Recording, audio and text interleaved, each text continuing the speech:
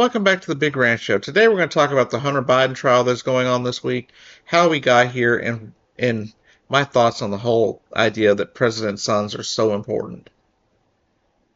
First off, how did we get here? Well, let's see. Hunter Biden, a known drug addict, known for using a number of drugs, especially, I believe, cocaine, was actively addicted to drugs, using drugs at the time of the purchase and possession of the firearm, and that is against federal law. You cannot purchase a firearm while actively addicted and currently taking drugs. You're just not allowed to. And he wrote down that he wasn't. Allegedly, according to the prosecution, this is not the case. That, in fact, he was actively in the throes of addiction and currently using drugs. And so that's how the case came about, right? Now, we all know Hunter Biden's got a lot of other trouble too, from the IRS as well as that stupid laptop. But this case has come to trial, and why are we at trial?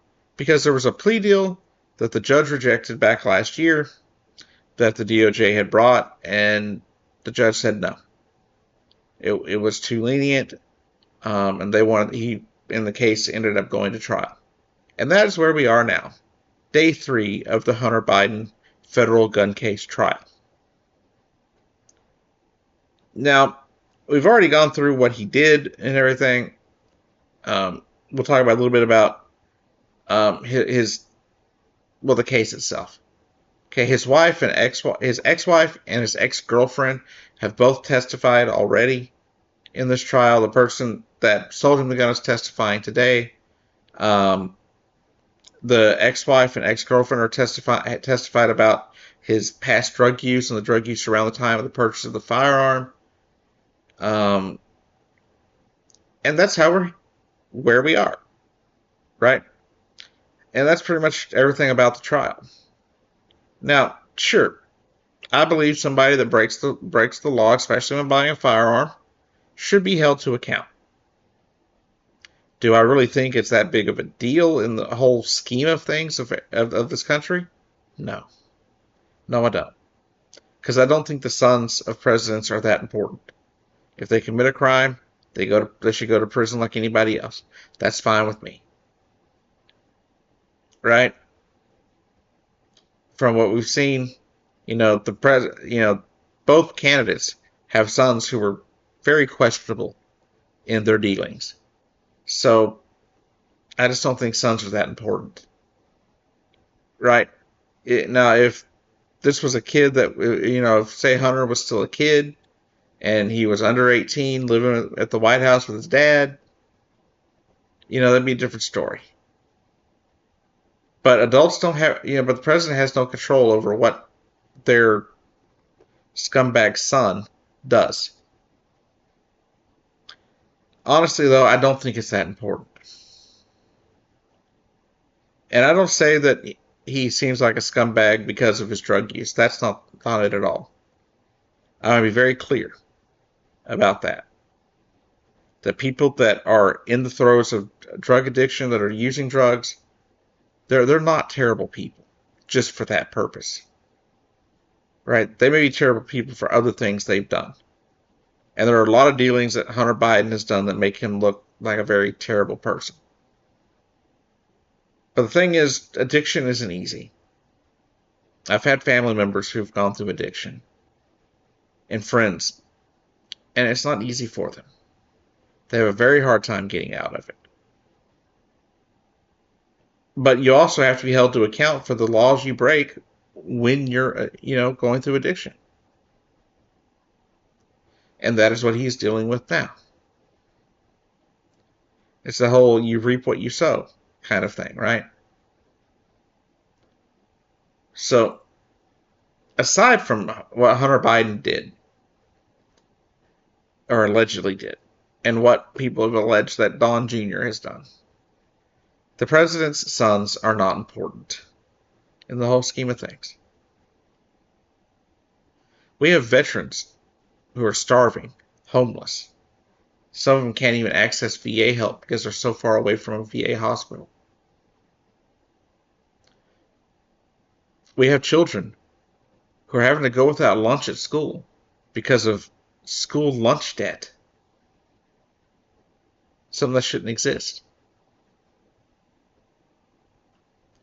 We have murderers and rapists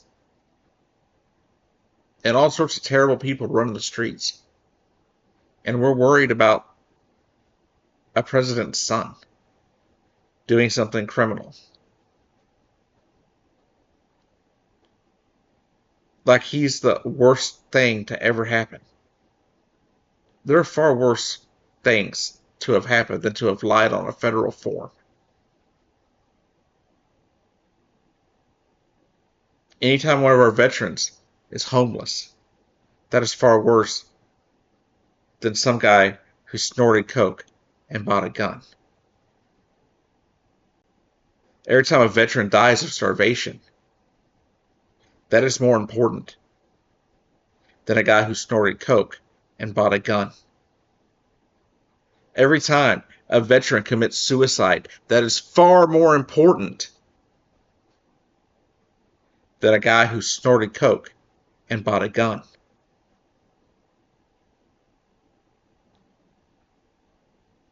Every time a child dies of child abuse,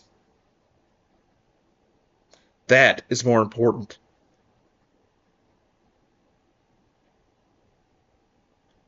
When a child cannot focus on their schoolwork because their stomach is growling, because they have school lunch debt and they cannot afford to have lunch.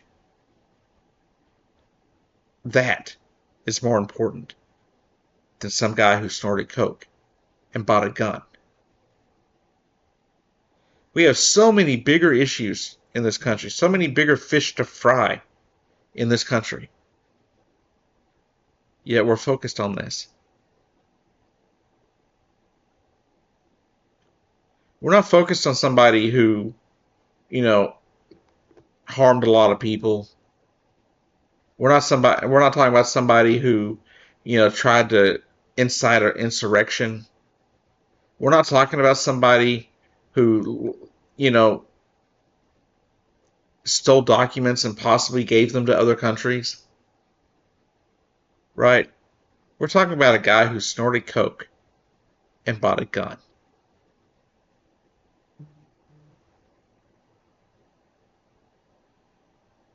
And sure, if he did it and it's proven that he did it, then guess what? Punish him. But then can we get back to things that actually matter? Can we start worrying about that child that can't eat lunch? Can we start worrying about our veterans? Can we actually start putting funds towards things to stop our veterans from committing suicide at the rate that they are? Can we actually get back to doing something that freaking matters?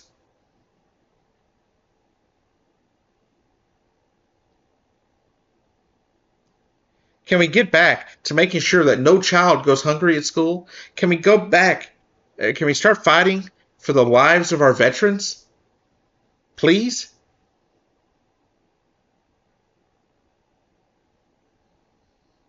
And can we do something about the scourge of drug addiction in our country that doesn't demonize people just because they found themselves addicted to a drug? How about we start treating people with compassion and kindness? I look around this world and sometimes I wonder how people aren't addicted to a drug. I look around this world and I see genocide. I see famine. I see hellacious storms that are destroying communities.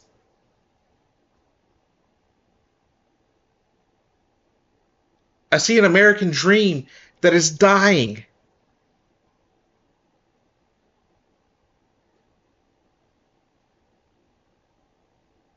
And it makes me wonder how people like myself stay sober.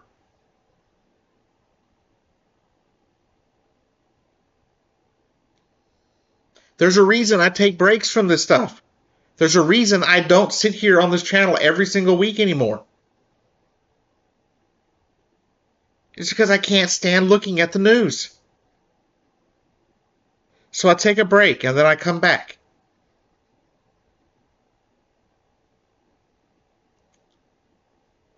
But I look around this world and I completely understand how people find a drug just to escape. I understand it. I get it. Therefore, I'm not going to demonize them. I have a friend of mine who's doing counseling right now, and as he mentioned, when people aren't taking drugs just for fun, pretty much everyone that ends up taking drugs does it because they're trying to escape something. They're running from something.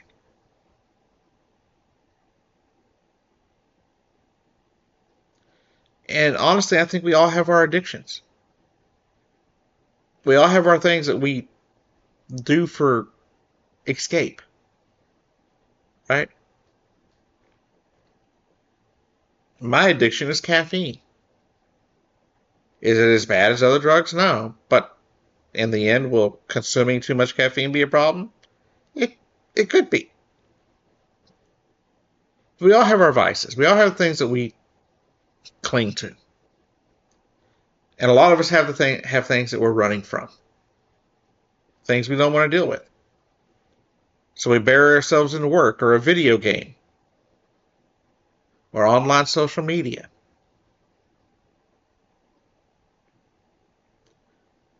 So I have a lot of ideas on how we could deal with drug use. We could do what Portugal did, which is they decriminalized the drugs, taking away the stigma of drug use as being something that just criminals did, and use that money that we were using to incarcerate people for low-level drug offenses, right? We could do that here in the U.S. And in Portugal, they turned that into turned that money into treatment centers for people who got too far into it, who could not get out of it easily. And those treatment centers were free.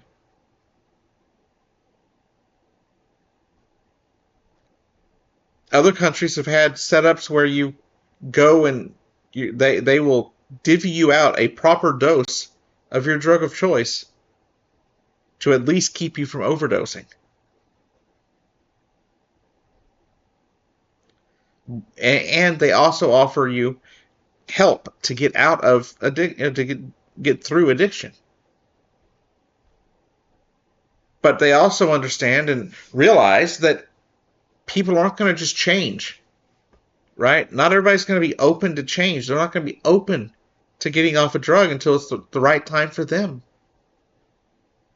And for some people, it's too late. Especially in America, where we have people dying of opioids every day. A friend of mine from high school, who I really looked up to, he was a self-made man. Made himself a lot of money. He grew up and made this little that coupon sheet, magazine basically for our local area. Sold coupons and then sold things to get coupons, and he left them out there for people to have. He made a lot of money. Sold it to a newspaper. Made a lot of money. Invested a lot in Google. He turned out to be the youngest mayor of Gun Barrel City at the time. And unfortunately, he got addicted to drugs. Got addicted to things like heroin or other opioids.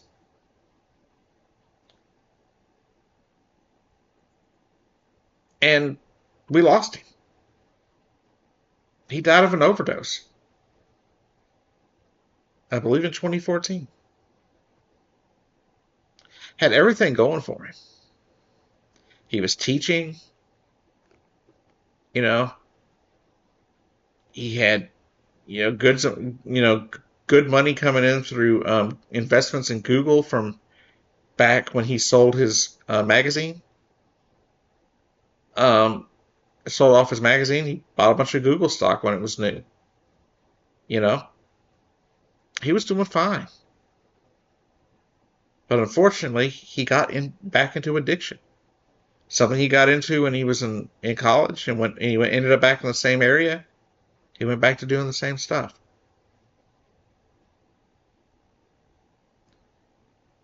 The problem is here in America, people once they get hooked on drugs, they don't. A lot of them don't feel like they have a chance. They feel like if they admit to what they're dealing with, they'll lose everybody they love, or they'll lose their jobs.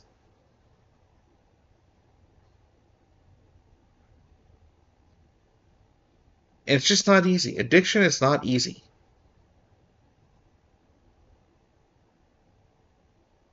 So if you want to demonize Hunter Biden for his bad business dealings, his attempting to sell access to his father, things like that, good. But I will say, don't demonize him because of his drug use and his addiction. We need to show people more grace and more kindness when it comes to addiction.